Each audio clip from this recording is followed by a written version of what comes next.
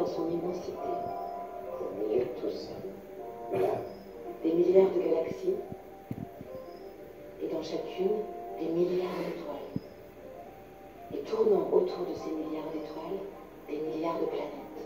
sur une seule d'entre elles, moi, l'être humain. Comment est-ce que c'est possible? Comment est-ce que quelque chose de si unique, de si différent a pu apparaître? Comment? Oh, ça va, c'est pas assez exceptionnel. Oh bah, qui te prend pour me parler comme ça, toi? Je suis ta petite voix intérieure. Tu sais, celle qui a toujours raison. Ouais, celle dont je me rappelle quand c'est trop tard, ouais, je te connais. Je suis bien plus que ça encore. Je suis la mémoire de l'univers. Et de tout ce qu'on trouve dedans. Eh ben, madame. Je peux t'en parler parce que je le connais d'aussi loin qu'il existe. Regardez le monsieur, au départ, il présente, on dit bien l'univers dans son immensité. On présente les planètes, on présente les étoiles.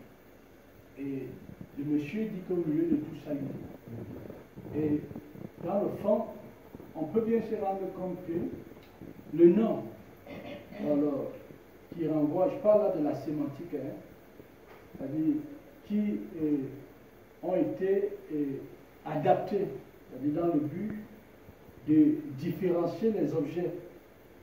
C'est-à-dire qu'on peut avoir, on peut bien voir que ça a pour objectif de voiler dans le fond l'identité de chaque objet.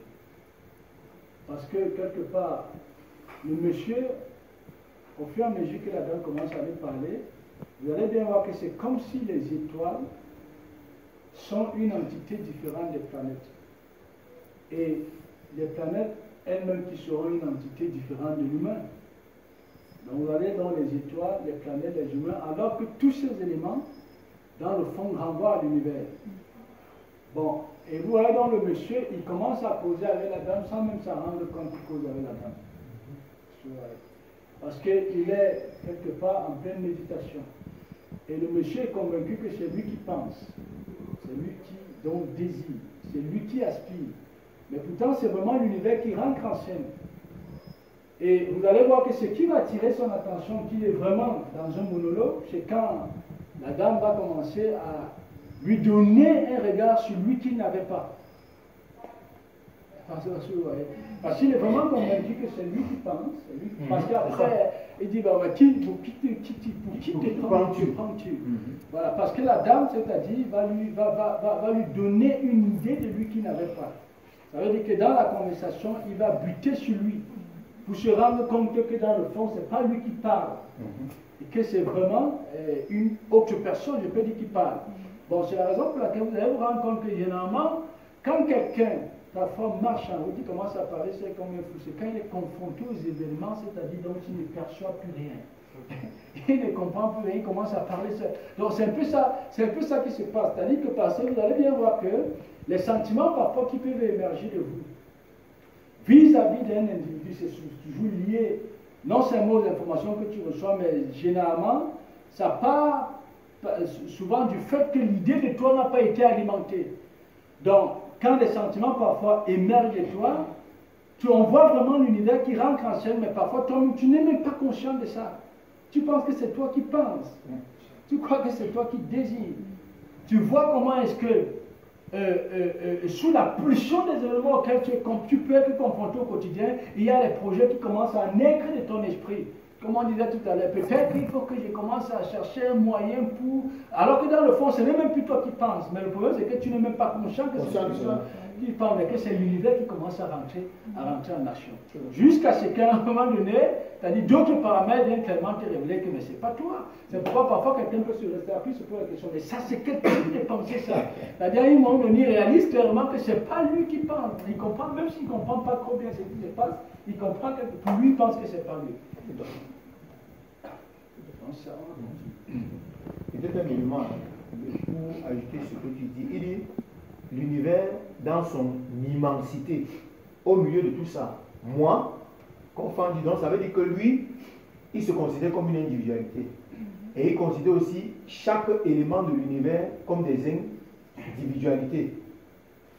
Mais si il avait le regard que le principe, s'il avait vraiment ce regard élevé sur l'univers, il devait comprendre qu'en réalité, on a affaire à un même élément, mais qui prend juste des formes différentes par rapport aux fonctions que les uns et les autres ont à jouer. Et lui-même faisant partie de cet ensemble-là, c'est pas que lui il est plus grand que les autres, mais c'est que lui aussi, il a un rôle à jouer, dans le fond. Et comme il dit, s'il savait que, en réalité, lui fait partie de l'ensemble, mais il devait comprendre que la personne qui lui parle là, c'est l'univers. Et lui aussi, la personne qui lui parle là, non, c'est l'univers. Comme il dit, il comprend que lui fait partie de l'univers, c'est un monologue. L'univers parle avec lui-même. Donc, c'est très important. Allez, viens. Laisse-toi aller.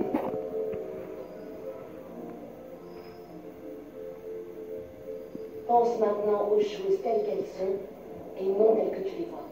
Ah ouais, ils sont comment? Comme ça. De ce point de vue, toutes ces planètes, ces étoiles, tout ce qui peuple l'univers se ressemble, non? Pourquoi? Tout simplement parce que tout est formé des mêmes composants. La matière première commune à tout, ce sont les atomes. Bien sûr, les atomes, je connais les atomes. La Terre, pareil.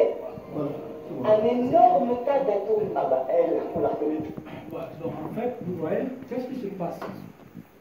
On peut comprendre que ce qui se passe, c'est que on a un individu qui est rentré dans l'univers, n'est-ce pas? Et il y a des faux repères qui ont été définis par la société. Alors par les parents, par la société. Dans le fond, c'est ça. Et l'individu va avoir un certain âge, il ne va pas savoir qui il est. Au point où l'individu est conscient qu'il pense, c'est-à-dire qu'il est un homme. Et qu'il est totalement, c'est-à-dire différent, c'est-à-dire des éléments qui l'entourent. Bon, ce qui va se passer, c'est que l'individu va faire une rencontre, parce que dans le fond, c'est ça. C'est-à-dire une rencontre avec, on peut dire avec l'univers, parce que même si c'est une rencontre physique, quelqu'un qui reconnaît un niveau de compréhension très avancé, il fait une rencontre avec l'univers. Bon, c'est cet individu qui est en train d'emmener l'individu à s'y comprendre. Parce que dans le fond, on veut créer un regard. Il est en train de créer, c'est-à-dire qu'ils sont dans un processus de création d'un nouveau regard dans l'individu qui est là. Parce que la société a dit à l'individu que mais ça c'est la chaise, ça c'est la table, ça c'est le monde. C'est pas sûr, ce qui fait que c'est là où son regard se limite. La société lui a dit aussi qu'il est un homme. Bon, vous allez donc bien voir que sous la base, dans des nouveaux repères qui commencent à recevoir, la dame lui dit clairement que pense maintenant aux choses telles qu'elles sont et non telles que tu les vois. C'est une manière de lui demander, comme on a vu dans le film de la maquise, il faut sortir de l'illusion pour entrer dans la réalité. Parce que dans l'univers, les individus qui représentent un niveau de compréhension avancé, ils ne conçoivent pas la réalité telle que le conçoivent ceux qui sont au niveau de compréhension embryonnaire. Donc, ce qui fait donc qu'on ne peut pas comprendre qui on est comme compréhension cosmique si nous ne sommes pas instruits par des individus qui représentent un niveau de compréhension très avancé. C'est-à-dire s'ils ne vous révèlent pas clairement que vous avez des racines essentiellement verticales. Parce que c'est suite à la compréhension de vous, comme émanation de l'univers, que vous commencez à comprendre clairement que même le monde n'est que universel. On dit, connaître toi-même et tu connecter le monde. Pense maintenant les choses pas telles que tu les vois, mais telles qu'elles sont. Mais est-ce que c'est un individu qui est la programmation de la société qui peut penser aux choses telles qu'elles sont et non telles qu'il les voit? Non, ça veut dire qu'il y a un nouveau regard qui est en train d'être lui, qui est en train d'être créé, de lui être communiqué. Et c'est justement à partir de ce regard que l'individu va commencer progressivement à observer l'univers. Donc, c'est ça. Si vous avez des questions, et si vous avez aussi des contributions, il faut parler, je ne sais pas comme les statues. On va même voir que si par la suite, on pouvait avoir peut-être la possibilité de suivre un individu comme ça, on va clairement se rendre compte que ses paradigmes de valeur changent à partir de ce moment-là. Et puisque ces paradigmes de valeur changent, forcément aussi son mouvement change. C'est-à-dire on va clairement voir un individu qui ne se meut plus comme il se mouvait avant, puisque son regard a changé. Donc ça veut dire que, comme on disait le matin, le regard, le mouvement au quotidien est lié au type de regard qu'on a, et au degré de type de regard qu'on représente en fait.